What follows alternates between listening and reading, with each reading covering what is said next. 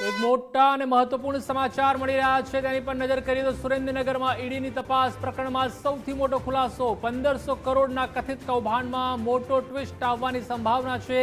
સમગ્ર પ્રકરણમાં નાયબ મામલતદાર ચંદ્રસિંહ મુખ્ય સૂત્રધાર હોઈ શકે છે। નાયબ મામલતદાર ચંદ્રસિંહ મોરીએ 42 લાખનો તોડ કર્યો છે તેવું સૂત્રો તરફથી જાણવા મળી રહ્યું છે।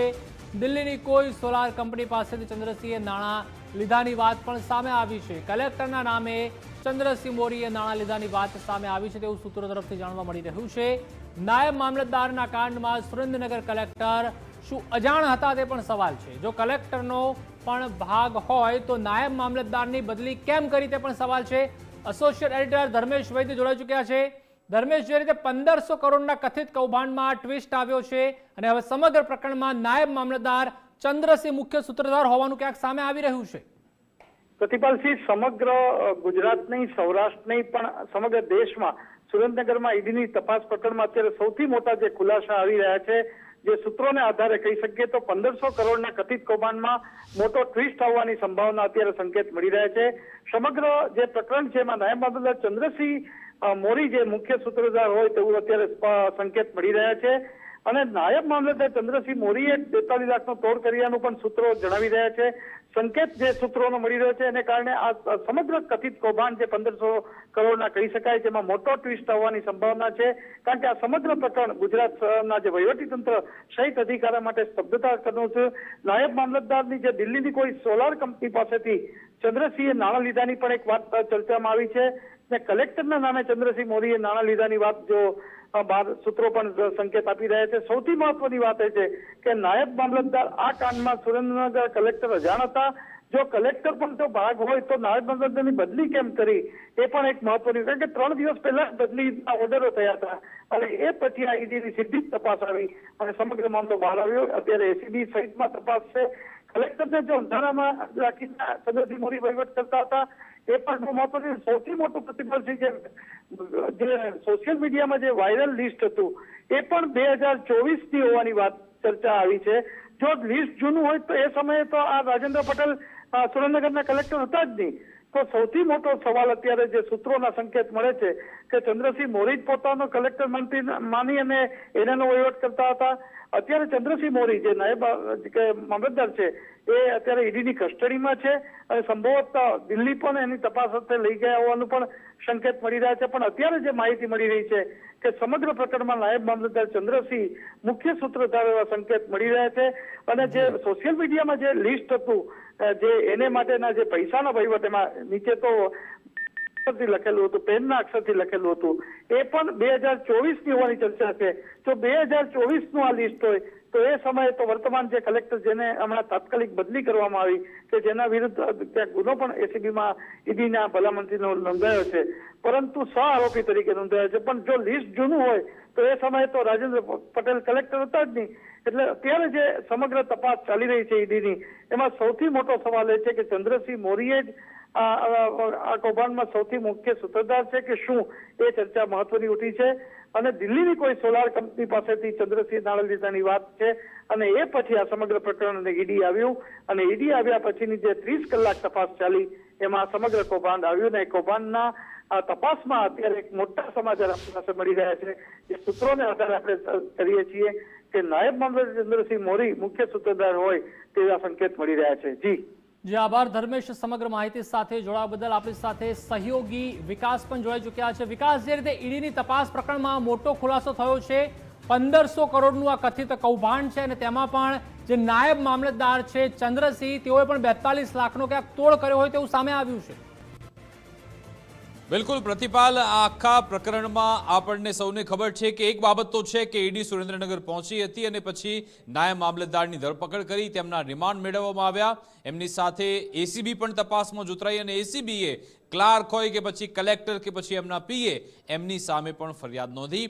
પણ હવે એક થિયરી એવી પણ પેરેલલ ચાલી રહી છે, એની પુષ્ટિ ગુજરાત ફર્સ્ટ નથી કરતું પણ સૂત્રો તરફથી એવી જાણકારી મળી રહી છે, જે ચર્ચાઓ થઈ રહી છે એમાં કહેવાય રહ્યું છે કે દિલ્હીની એક કંપની છે સોલાર કંપની, એના જમીનને લઈ કેસ માટે એમાં કોઈ વહીવટ કરવા માટે નાયબ મામલતદાર ચંદ્રસિંહ મોરી દિલ્હી ગયા હતા અને દિલ્હી જઈને એમણે કેટલીક રકમ મેળવી લીધી અથવા તો તોડ કર્યો। એના આધારે એક ફરિયાદ દાખલ થાય છે અને પછી ઈડી આ કેસમાં ઝંપલાવે છે.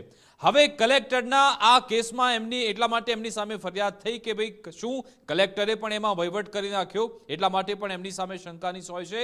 પણ હવે કહેવામાં એવું આવી રહ્યું છે કે જો જ્યારે નાયબ મામલતદાર અહીંયાથી રજા લઈને દિલ્હી ગયા હતા, જો એ જે તે દિવસની તપાસ કરવામાં આવે તો આમાં કોઈ ખુલાસો થઈ શકે છે. ચર્ચા એવી થઈ રહી છે, સોશિયલ મીડિયામાં પણ થઈ રહી છે, એક થિયરી પણ એવી ચાલી રહી છે કે કલેક્ટર આ તમામ બાબતથી અજાણ હતા.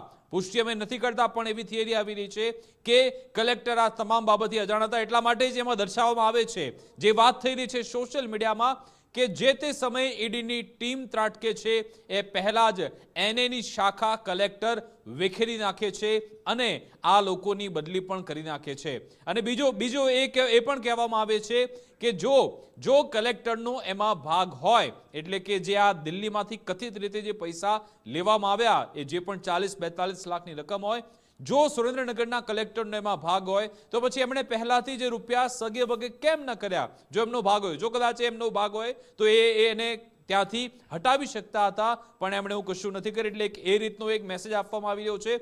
બીજી બાબતે ઈડીની રેડ પડે એ પહેલા જ આ જે ચંદ્રસિંહ મોરી હોય કે પછી બીજા કોઈ પણ વ્યક્તિઓ, એ તમામની બદલી કરવામાં આવી હતી.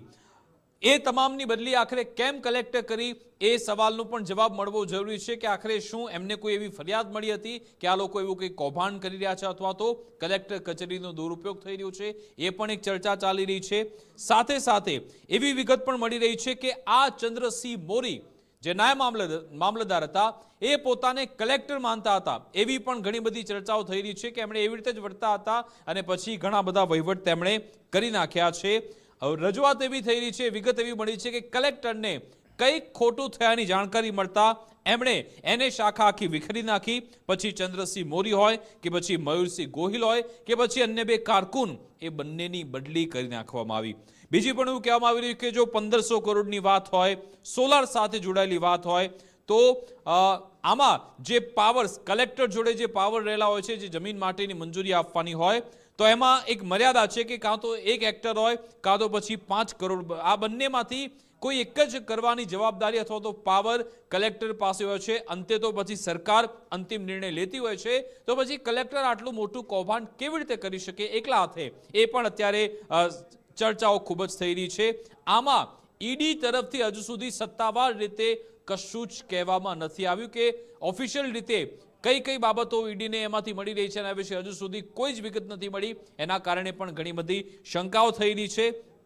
સાથે સાથે જ્યારથી સુરેન્દ્રનગરમાં ઈડીની ટીમે તપાસનો ધમધમાટ શરૂ કર્યો, જેમાં નાયબ મામલતદાર ચંદ્રસિંહ મોરી, કલેક્ટર રાજેન્દ્ર કુમાર પટેલ, ક્લાર્ક મયુરસિંહ ગોહિલ, વકીલ ચેતન કણજારિયા, કલેક્ટરના પીએ જયરાજસિંહ, આ તમામના નિવાસ સ્થાને ઈડીએ તપાસ કરી. ટોટલ જે રકમ મળી છે એ રકમ, એનો આંકડો 50 લાખની ઉપર જાય છે.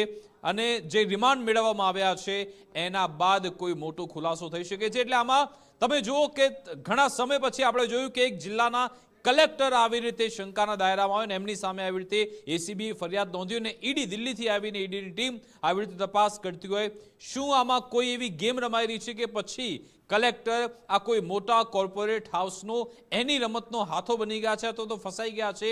એ ચર્ચા પણ થઈ રહી છે. પણ આમાં નિષ્પક્ષ તપાસ થવી ખૂબ જરૂરી છે, કારણ કે આંકડો ખૂબ જ મોટો છે ને જેમાં આ રીતનું જ્યારે આટલું મોટું ફ્રોડ કરવામાં આવતું હોય, છેતરપિંડી કરવામાં આવતી હોય, સરકારી કામકાજમાં એમાં પણ વિશ્વાસઘાત કરવામાં આવતો હોય, તપાસ થવી જરૂરી છે. પરંતુ અત્યારે એક ચર્ચા એવી થઈ રહી છે કે કલેક્ટર એમને ફસાવવામાં આવ્યા હોઈ શકે છે. પણ અમે આ તમામ બાબતને ગુજરાત ફર્સ્ટ પુષ્ટિ નથી કરતા. જે ચર્ચા થઈ રહી છે તમારા સમક્ષ અમે રજૂ કરીએ છીએ. હવે ઈડી તરફથી આ બાબતે નિવેદન આપવામાં આવે અને તપાસમાં સત્ય બહાર આવે, એ જ અહીંયા જરૂરી છે. જોવાનું રહેશે કે જ્યારે 8 દિવસના રિમાન્ડ પૂર્ણ થાય, એ રિમાન્ડ દરમિયાન નાયબ મામલતદાર એ મોરી એ આખરે શું નિવેદન આપે છે, એમાંથી ઈડીને કઈ એવી મહત્વની કડી મળે છે અને એમાંથી શું તપાસમાં બહાર આવે છે, એ જોવાનું રહેશે. પરંતુ એક વાત નક્કી છે કે આવનારા સમયમાં આ બાબતે કોઈ મોટો ખુલાસો ચોક્કસથી થઈ શકે છે. પ્રતિભા જે આભાર વિકાસ, સમગ્ર માહિતી સાથે જોડાવા બદલ. તો સુરેન્દ્રનગરમાં ઈડીની તપાસ પ્રકરણમાં સૌથી મોટા સમાચાર મળી રહ્યા છે. 1500 કરોડના કથિત કૌભાંડમાં મોટો ટ્વિસ્ટ આવ્યો છે.